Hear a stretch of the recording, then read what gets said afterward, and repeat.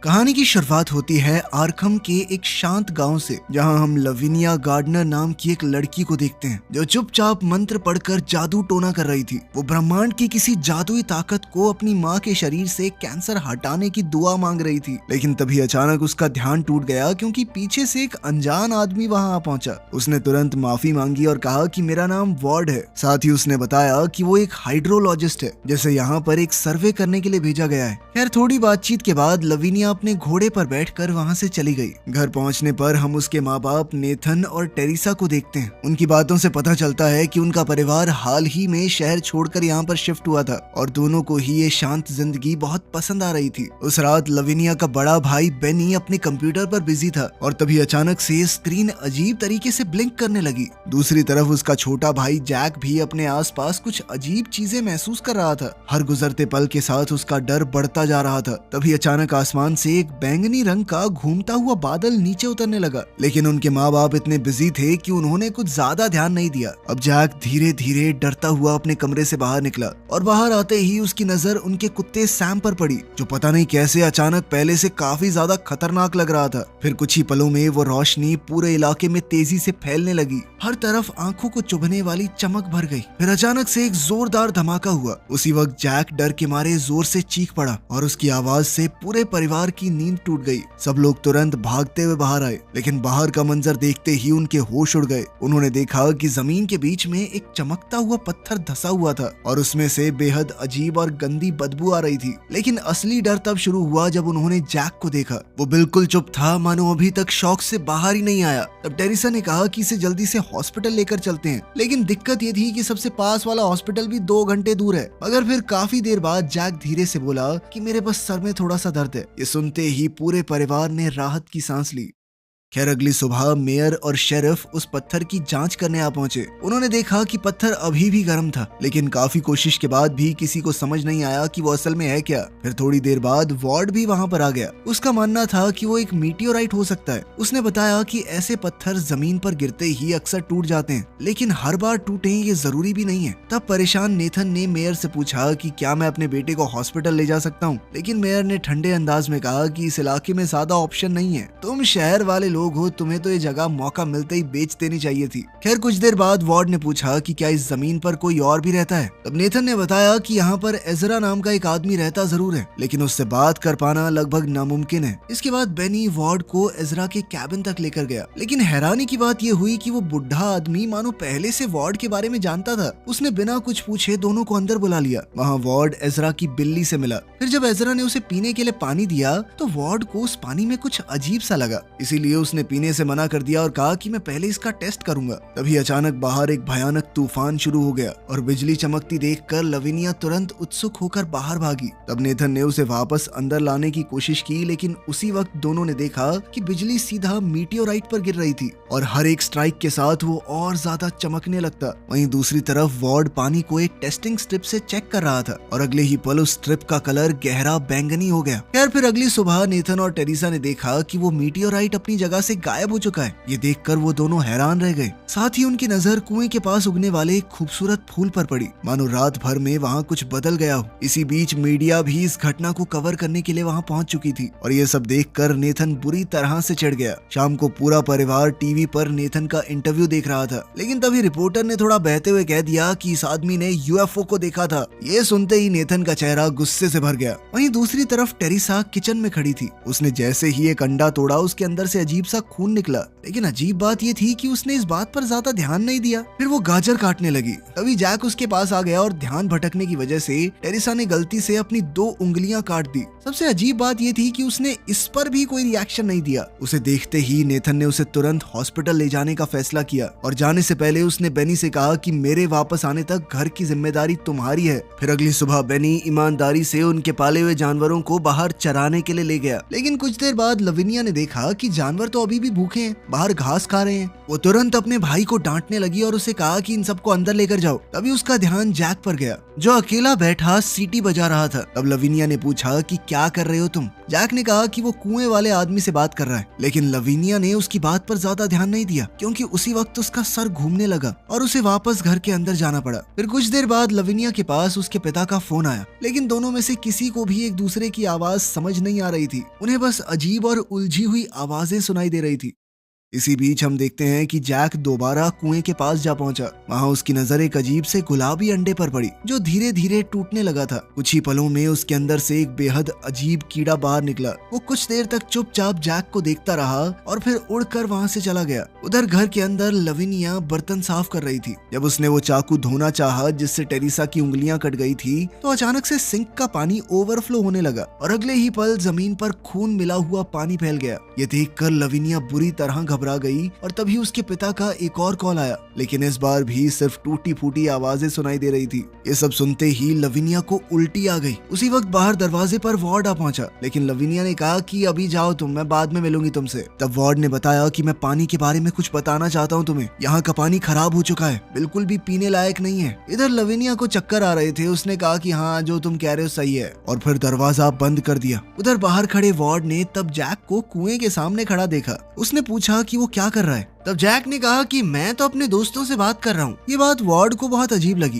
खैर बाद में वार्ड एजरा से मिलने गया, लेकिन अंदर जाकर उसने देखा कि बूढ़ा आदमी घुटनों के बल बैठा हुआ है, जैसे जमीन के नीचे से आने वाली किसी आवाज को सुनने की कोशिश कर रहा हो। फिर वार्ड ने उससे पूछा कि तुम्हारी बिल्ली कहाँ है। इस पर एजरा ने कहा कि ये अजीब घटनाएं जब से शुरू हुई हैं, तब से मैंने उसे नहीं देखा। तब वार्ड ने उसे भी पानी से दूर रहने की चेतावनी दी, लेकिन एजरा ने बिना कुछ कहे उसे एक हेडसेट पकड़ा दिया और कहा कि नीचे से आने वाली आवाजों को ध्यान से सुनो। असल में एजरा का मानना था कि मीटियोराइट के साथ एलियन भी यहाँ पर आए हैं, लेकिन वार्ड को लगा कि शायद ये बस जमीन के नीचे की कोई हलचल है। इसीलिए उसने वादा किया कि वो अगले दिन अपने डिवाइस लेकर आएगा यहाँ पर सब कुछ चेक करने के लिए। साथ ही उसने एजरा से कहा कि सिर्फ बॉटल्ड वाटर पीना। इसके कुछ देर बाद नेथन और टेरिसा हॉस्पिटल से घर लौट रहे थे। तब नेथन ने उसे तसल्ली देते हुए कहा कि सर्जरी बिल्कुल ठीक ठाक रही और फिलहाल वही सबसे जरूरी बात है। लेकिन टेरिसा के चेहरे पर अभी तक टेंशन साफ दिख रही थी। वो तुरंत घर पर फोन करके बच्चों का हाल पूछना चाहती थी, लेकिन कॉल का कोई जवाब नहीं मिला। वहीं दूसरी तरफ जैक अभी भी कुएं के पास बैठा हुआ था। तभी सैम भी उसके पास आ गया और अगले ही पल एक तेज रोशनी ने पूरे इलाके को ढक लिया।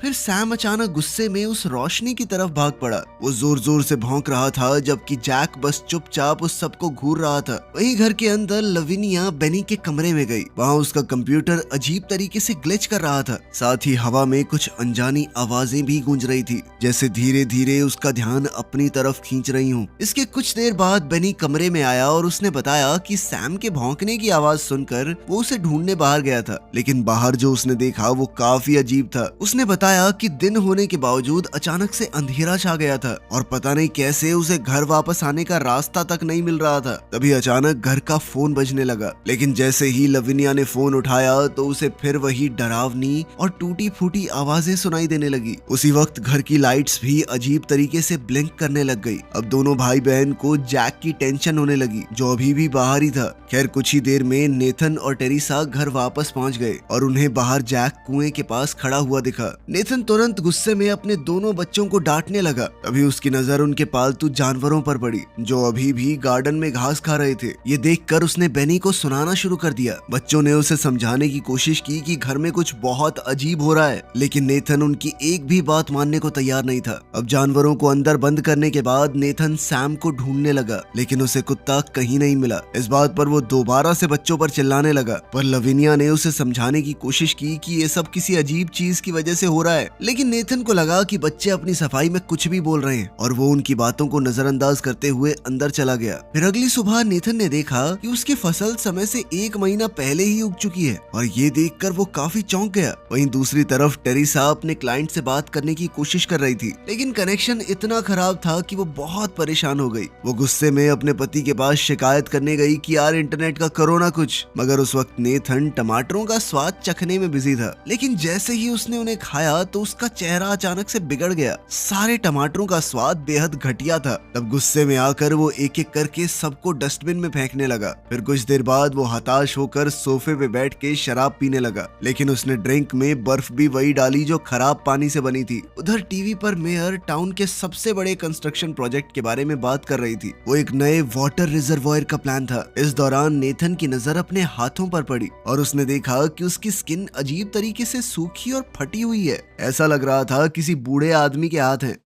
फिर हम देखते हैं कि उस रात जैक अचानक नींद से उठ गया और बिना कुछ कहे अपने रूम से बाहर निकल गया। उधर दूसरी तरफ लविनिया चुपचाप अपना सामान पैक कर रही थी। असल में वो इस जगह से हमेशा के लिए निकलना चाहती थी, लेकिन तभी उसकी नजर अपनी स्पेल बुक पर पड़ी। वहीं बाहर जैक बेनी के पास गया, जो आसमान में फैले हुए अजीब से रंगों को देख रहा था। वहीं घर के अंदर लविनिया ने कैंडल्स का एक सर्कल बनाया और किसी जादुई ताकत से मदद मांगते हुए पूजा शुरू की। ये जादू टोना करते हुए उसने अपने खून का चढ़ावा भी चढ़ाया। वो कुछ अजीबोगरीब निशान भी बना रही थी। इसी बीच दोनों भाइयों को जानवरों के पास से एक सीटी जैसी आवाज सुनाई दी। वो थोड़ा डरते हुए बान की तरफ बढ़े। उधर टेरिसा भी नींद से उठकर जैक को ढूंढने लगी थी, लेकिन लड़कों के सामने मौजूद उनके जानवर नॉर्मल तो बिल्कुल नहीं लग रहे थे। वो बदल कर भयानक मॉन्स्टर बन चुके थे। तभी वही अजीब रंग दोबारा फैलने लगा और डर के मारे दोनों भाई तुरंत घर की तरफ भागे। बाहर उनकी मुलाकात अपनी माँ से हो गई। टेरिसा ने बिना देर किए जैक को जोर से गले लगा लिया,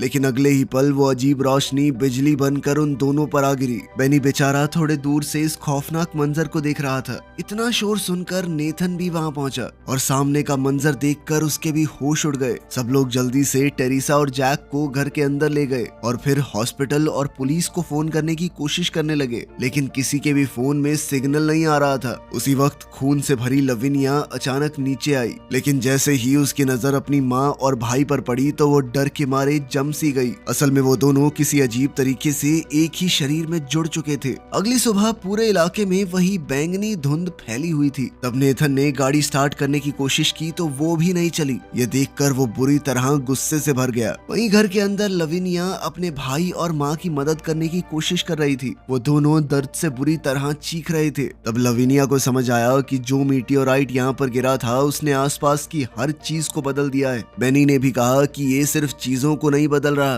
बल्कि टाइम के ऊपर भी असर डाल रहा है। उन्हें खुद नहीं पता कि वो कितनी देर से इसी हालत में बैठे हुए थे। तभी नेथन वापस आया, मगर उसने बताया कि गाड़ी तो चालू ही नहीं हो रही। अब सबका ध्यान टेरिसा और जैक की तरफ गया, जो दर्द के मारे जोर जोर से चिल्ला रहे थे। तभी बेनी को समझ आया कि उन्हें सूरज की रोशनी से तकलीफ हो रही है। फिर उसने तुरंत पर्दे बंद कर दिए और उसके बाद सब मिलकर टेरिसा और जैक को ऊपर वाले तहखाने में ले गए। लेकिन वहाँ भी दोनों का दर्द कम नहीं हुआ। उनकी दर्द भरी चीखें पूरे घर में गूंज रही थी। फिर कुछ ही देर बाद उनके पाले हुए जानवरों की भी अजीब और डरावनी आवाजें आने लगी। ये सुनते ही नेथन ने तुरंत शॉटगन उठाई और गुस्से में सीधा बान की तरफ निकल पड़ा। वहां पहुंचकर उसने देखा कि उसके पाले हुए जानवर सब मिलकर एक ही घिनौने क्रीचर में बदल चुके थे। तब गुस्से में नेथन ने बिना सोचे समझे उन पर गोलियां चला दी। इसके कुछ पल बाद उस क्रीचर की चीखें बंद हो गई। वहां हर तरफ खून फैल चुका था और ये सब देखकर नेथन टूट गया। वो वहीं खड़ा होकर रोने लगा। खैर थोड़ी देर बाद वो तहखाने में वापस आया और फिर अपने बच्चों से कहा कि वो यहाँ से चले जाएं, बाकी सब वो खुद संभाल लेगा। बच्चे ये सुनकर टूट गए, मगर उनके पास कोई और रास्ता भी नहीं था। आखिरकार वो अपनी माँ से माफी मांगते हुए घर से बाहर निकल गए। इसके बाद नेथन ने धीरे से बंदूक अपनी पत्नी की तरफ की, लेकिन जैसे ही टेरिसा ने रोना शुरू किया तो नेथन का दिल बदल गया। उसके अंदर के जज्बात उस पर हावी हो गए। तब उसने बंदूक नीचे की और टेरिसा को चूमते हुए वादा किया कि वो मदद लेकर वापस लौटेगा।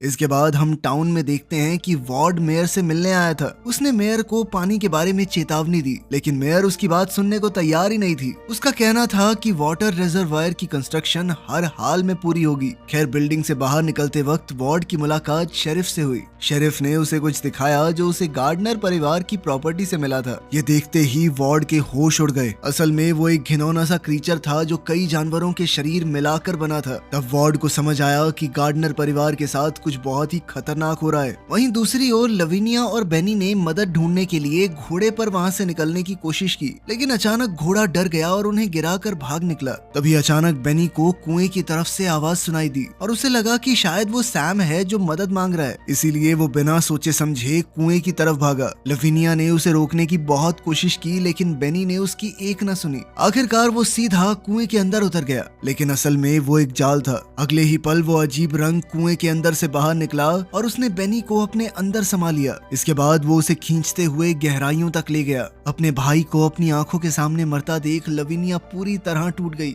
और उसी वक्त उसके पिता वहां आ पहुंचे। नेथन उसे अकेले भागने के लिए डांटने लगा। वो पहले ही हर चीज से बुरी तरह परेशान हो गया था, इसलिए गुस्से में आकर उसने लविनिया को टेरिसा और जैक के साथ तहखाने में बंद कर दिया, फिर चाहे वो कितनी भी मिन्नतें क्यों ना करे। उसकी इन हरकतों से ये साफ हो रहा था कि नेथन धीरे धीरे अपना होश खो रहा है, वो अपने शरीर के कंट्रोल में नहीं है। फिर उसने अपने और टेरिसा के लिए ड्रिंक्स बनाए और फिर अपनी फेवरेट मूवी चला दी और ऐसे बात करने लगा जैसे सब कुछ नॉर्मल हो। उसे लविनिया की चीखें लगातार सुनाई दे रही थी, लेकिन नेथन उन्हें पूरी तरह से नजरअंदाज कर रहा था। वहाँ तहखाने में लविनिया की हालत और खराब हो गई। उसकी माँ अब एक भयानक मॉन्स्टर में बदल चुकी थी जो एक घिनौनी आवाज में बात कर रहा था। फिर कुछ देर बाद जब वार्ड और शेरिफ घर पहुंच गए तो नेथन ने उन्हें बिल्कुल नॉर्मल तरीके से अंदर बुलाया। तभी दोनों की नजर नेथन के हाथों पर पड़ी, जिन पर अजीब निशान बने हुए थे। जब उन्होंने पूछा कि बाकी परिवार कहाँ है तो नेथन ने खाली लिविंग रूम की तरफ इशारा करते हुए कहा कि सब यहीं तो हैं।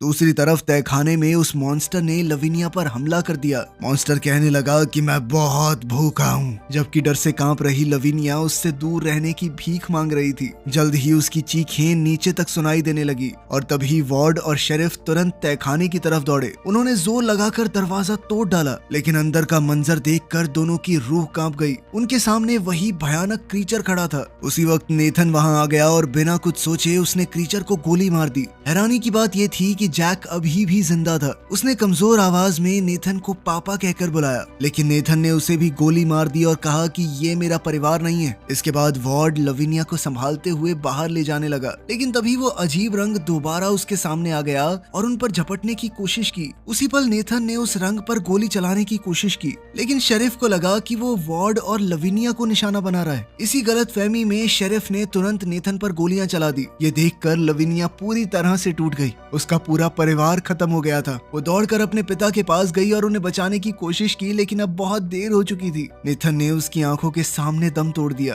तभी अचानक सबको एजरा के कैबिन की तरफ से आवाज सुनाई दी। फिर शेरिफ ने तुरंत वहां जाने का फैसला किया और वार्ड को भी साथ चलने को कहा। तब वार्ड ने लविनिया से भी कहा कि आ जाओ तुम भी साथ चलो, लेकिन उसने मना कर दिया। उसका कहना था कि यही मेरा घर है और मैं इसे छोड़कर कहीं नहीं जाऊंगी। खैर फिर वार्ड ने उससे वादा किया कि वो वापस आएगा। फिर वो शेरिफ के साथ कैबिन की तरफ निकल पड़ा, लेकिन वहां पहुंचते ही दोनों के होश उड़ गए। उन्होंने देखा कि एजरा का शरीर बिल्कुल बेजान पड़ा था और उसके अंदर वही अजीब रंग चमक रहा था। पास की एक रिकॉर्डिंग चल रही थी जिसमें एजरा बता रहा था कि वो रंग कुएं के अंदर आया था और जिसने भी वो पानी पिया वो धीरे धीरे उसके कब्जे में आ गया। उसी वक्त उन्होंने देखा कि एजरा के शरीर के अंदर चमक रही रोशनी फटने वाली थी। ये समझते ही वार्ड और शेरिफ तुरंत कैबिन से बाहर भागे, लेकिन बाहर निकलते ही एक पेड़ जैसे भयानक क्रीचर ने शेरिफ को पकड़ लिया और फिर पल भर में उसकी जान ले ली। अब वार्ड पूरी तरह से अकेला रह गया था। कुछ देर बाद उसे लविनिया कुएं के सामने खड़ी मिली, लेकिन अब वो पूरी तरह उस अजीब रंग के कब्जे में आ चुकी थी।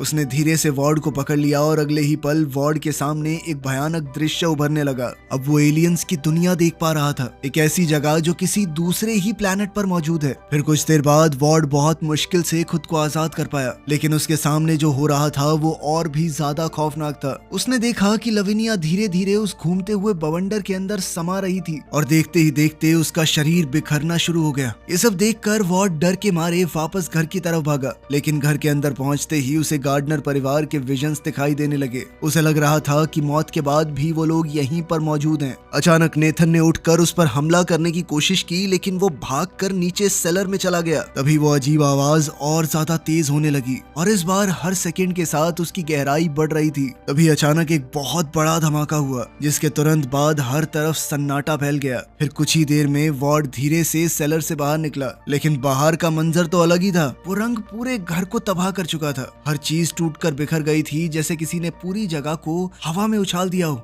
अब वहाँ सिर्फ राख से भरी एक सुनसान बर्बादी बची थी। इस घटना के कुछ समय बाद हम देखते हैं कि वार्ड अब उस नए हाइड्रो इलेक्ट्रिक डैम के पास खड़ा था, जिसकी जांच के लिए उसे पहले यहाँ पर भेजा गया था। हालांकि अब यहाँ का पानी टेस्ट में नॉर्मल आ रहा था, लेकिन फिर भी वो इसे कभी नहीं पिएगा, क्योंकि जो उसने देखा उसका डर कभी उसके दिल से नहीं निकल पाएगा। वो रंग अब गायब हो चुका था, मगर जब वो वहाँ से जाने लगा तभी पास में एक अजीबोगरीब कीड़ा हवा में मंडराता हुआ दिखा, जिसका मतलब था कि खतरा अभी टला नहीं है। वीडियो पसंद आई तो लाइक कर देना, चैनल को सब्सक्राइब कर लेना। मिलते हैं अगली वीडियो में।